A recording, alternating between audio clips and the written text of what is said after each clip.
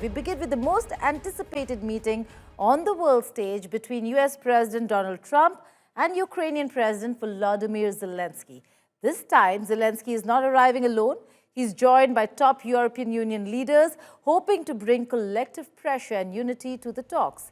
Their presence also highlights how high the stakes are, especially after the ugly fallout during Zelensky's last visit to the White House. In fact, the leaders have started arriving. You can see Macron, Melanie, Mark Rutte is already there. The German Chancellor, Merz, also joining in, President of Finland. So a whole lot of European leadership, von der Leyen, greeting Zelensky there. A whole lot of European leaders will be there beside President Zelensky when he enters the Oval Office yet again. Now, in a post on his social media platform, Donald Trump said, and I quote, "A big day at the White House. We have never had so many European leaders here at one time. A great honor for America. Let's see what the results will be." The meeting comes in the wake of Trump's summit with Russian President Vladimir Putin in Alaska, where Trump notably softened his position, dropping the demand for an immediate ceasefire and seeming to lean toward Moscow's narrative.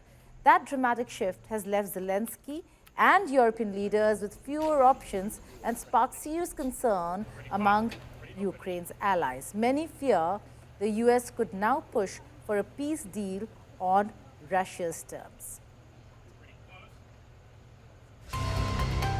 All eyes are on Washington.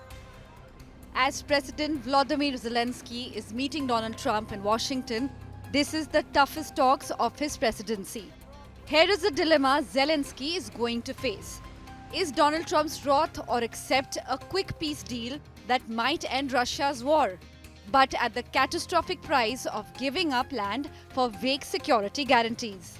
Guarantees fear that it could collapse in just a few years, letting Moscow come back even stronger.